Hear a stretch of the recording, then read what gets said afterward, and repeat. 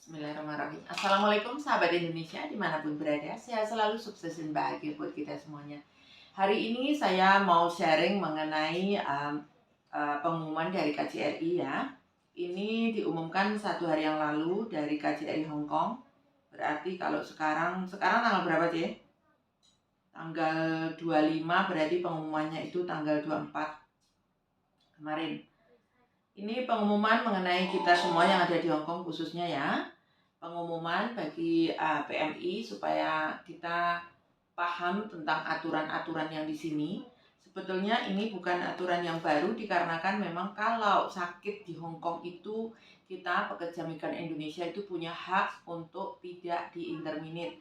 Terus karena kemarin itu ya heboh sekali berita mengenai PMI pekerja migran di Hong Kong yang terpapar COVID Omicron itu diputus kontrak sama majikan sehingga pemerintah Hong Kong mengeluarkan keputusan ini. Tapi sebelumnya itu memang sudah ditetapkan bahwa apabila kita pekerja migran di Hong Kong itu dengan kondisi sakit itu tidak bisa diputus kontrak atau dipulangkan begitu saja, dan itu beberapa kali terjadi sama anak kita dan alhamdulillah anaknya kita itu diklaim ke labor itu mendapatkan haknya berupa 100.000 Hong Kong dolar.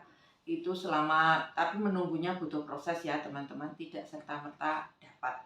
Terus ini informasi ini saya sampaikan berdasarkan dari KJRI, nanti juga saya share di Facebook saya. Thank you untuk teman-teman, jangan lupa subscribe, like, dan komen. Terus untuk follower saya khususnya kalau melihat dipastikan sampai habis ya teman-teman, jangan sampai sepenggal-sepenggal karena kalau lihat sepenggal-sepenggal nanti pengetahuannya hanya sedikit saja terus tidak sampai tuntas. Ini yang dari KJRI Hong Kong, saya bacakan ya teman-teman. Majikan dilarang memutus kontrak kerja. Majikan dilarang memutuskan kontrak kerja pekerja yang kena COVID-19. Maaf agak terganggu ada suara ini.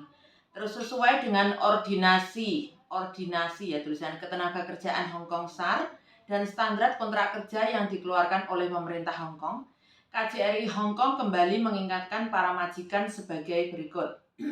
Itu juga ada berbahasa Kantonis, berbahasa Inggris, berbahasa Indonesia. Pemberitahuannya ke majikan. 1.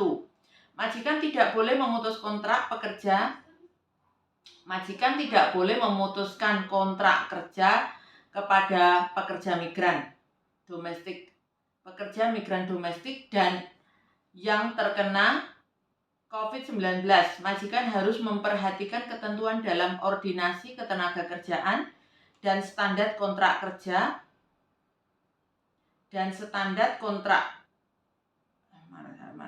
standar kontrak kerja di masa pandemi. 2. Majikan yang melanggar ketentuan tersebut dapat dituntut dan dikenakan denda maksimum Hong Kong dolar 100.000 serta dapat ditolak untuk mempekerjakan kembali pekerja migran domestik ya. 3. Majikan juga dapat dikenai pelanggaran ordinasi diskriminasi disabilitas atau dalam kurung ODD jika mereka memperlakukan pekerja migran domestik dengan kurang baik setelah terinfeksi atau pulih dari COVID-19. 4. Majikan juga harus menyediakan akomodasi serta perawatan kesehatan secara gratis dan layak serta cuti sakit yang dibayar pada pekerja. 5. Informasi hotline khusus di Departemen Tenaga Kerja Hong Kong, nomornya ya tak sertakan ini 25579537, extensionnya 1823 atau email ke fdhinquiry@labordepartment.government.hk. Terkait informasi ODD dapat diakses melalui www.eioc.org.hk. Nanti tak sertakan ya teman-teman. Terima kasih atas perhatiannya. Teman-teman semuanya, khususnya pekerja migran yang di Hong Kong ya, kita wajib tahu apa hak-hak kita ketika kita sakit. Saya sering sekali membahas di Facebook saya. Jangan lupa ikutin Facebook saya ya, Nita Lam, teman-teman, atau Wanita Sari. Saya di Facebook saya itu sering membahas mengenai topik-topik terbaru atau berita-berita terbaru dari pemerintah Hong Kong melalui uh, webnya yang sudah disiarkan untuk warga negara Indonesia di webnya KJRI, khususnya Facebooknya KJRI. Kenapa saya selalu memberitakan buat teman-teman?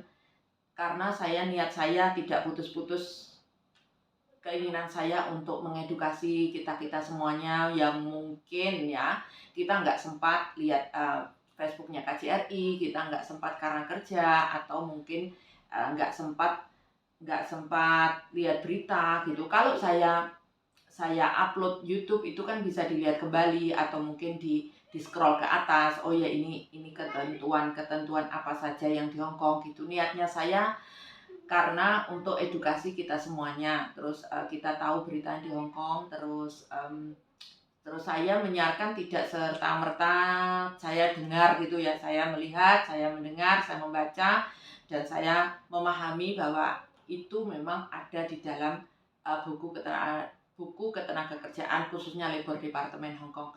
Terus terima kasih teman-teman responnya yang luar biasa, pertanyaan di kolom komentar yang mempertanyakan tentang banyak hal tentang ketenagakerjaan. Saya selalu menyarankan kenapa teman-teman untuk selalu kontak, mungkin majikannya ribut sama majikan, atau ada hal-hal seperti ini, atau kesalahpahaman seperti ini. Kalau majikannya ikut saya, maksudnya customernya kita, atau anaknya kita gitu, selalu saya kasih pemahaman tentang, oh Bu, kalau saya sakit saya gimana? Mam, kalau saya sakit apakah saya dikeluarkan atau ini? Tapi kan tidak semua yang keluar dari majikan itu ngubungin saya. Oh, mungkin dianya ya nggak tahu, pemikiran orang kan sendiri-sendiri, mungkin nggak mau ngerepotin saya, atau mungkin dianya nggak pengen ketemu saya, bisa jadi, atau mungkin satu lain hal, terus akhirnya tidak mendapatkan hak-haknya. Tak pastikan semua anak-anak kita yang ada di sini kalau putus kontrak nyari saya, itu saya selalu ngecek apakah hak-haknya terpenuhi, terus apakah surat-surat yang diperlukan untuk pemutusan kontrak itu sudah dipenuhi sama majikan, terus masalahnya di mana gitu. Saya selalu bertanya. Mungkin mereka nggak senang juga saya tanya-tanya. Kenapa saya harus bertanya? Karena itu demi kepentingan kalian juga ketika kalian putus kontrak. Waktu itu ada namanya Bu Yayu. Bu Yayu, halo kalau lihat ini ya. Itu dia telepon saya, Bu, saya di interminate, besok saya pulang. Jenengan sakit kok bisa di interminate, Bu? Saya bilang, iya ini di interminate. Ya sudah, terus datang ke kantor, dokumennya saya fotokopi semua. Terus kita arahkan bagaimana untuk lapor ke labor, dikarenakan memang itu ada pelanggaran di dalamnya karena majikan mbaknya kondisi sakit, terus di interminate gitu. Terus akhirnya alhamdulillah dapat 100.000 lebih. Terus sekarang sudah pensiun di Indonesia. Saya turut bangga, turut berbahagia. Saya juga lihat ibunya dapat 100.000 itu luar biasa gitu. Tapi kalau misalkan dia nggak tahu ya dia pulang-pulang aja gitu kan. Jadi banyak sekali teman-teman itu yang ketika putus kontrak itu males hubungin agent, atau mungkin hubungannya nggak baik, atau mungkin selamanya tidak pernah nyari agent, merasa ya sudah pinter saya nggak perlu cari gitu kan. Kita nggak tahu juga. Teman-teman, mari jaga silaturahmi antara kita sama agensi. Itu harus ada silaturahmi yang baik, karena bagaimanapun ketika kalian ada apa-apa itu pertolongan pertamanya di agensi ya. Kenapa? Misalkan oh ya harus komunikasi, oh ya ada kesalahpahaman, atau mungkin ada hal-hal yang perlu diomongin, atau perlu surat-surat. Dan sekarang ya teman-teman, kalau putus kontrak di Hong Kong itu tidak serta-merta kalian keluar habis itu nggak dapat apa-apa, nggak dapat surat, nggak dapat apa. Dikarenakan kalau suatu saat kalian mau cari majikan lagi, itu harus ada surat pemutusan kontrak dari imigrasi Hong Kong. Itu harus ditandatangani dua belah pihak. Tapi kalau misalkan nggak ditandatangani oleh majikan, atau tidak ditandatangani oleh salah satu, itu bisa menghambat proses kita. Kenapa bisa menghambat proses kita? Biasanya kalau ada alasannya jelas gitu, imigrasi sudah lihat, oh ya alasannya jelas gitu. Tapi kalau misalkan alasannya tidak jelas, itu setahu saya ya dari pihak imigrasi itu menghubungi majikan. Ini masalahnya apa-apa. Namanya orang nasibnya kalau baik, dia majikannya baik sama kita, ngomongnya baik-baik. Tapi kalau misalkan majikan nggak baik terus ngomongnya aneh-aneh, akhirnya memperlambat proses kita, atau mungkin kita dianggap sebagai job hopping yang tidak memenuhi standar kontrak kerja yang harus kita kerjakan. Gitu teman-teman, share kita hari ini. Thank you untuk semuanya yang sudah simak sampai habis video ini. Jangan lupa subscribe. Jangan lupa ikuti Facebook saya Nita Lam, Instagram saya Wanita Sari atau Nita Lam juga. Thank you untuk semuanya yang sudah like dan subscribe channel YouTube ini. Semoga bermanfaat apa yang saya share. Thank you semuanya. Assalamualaikum.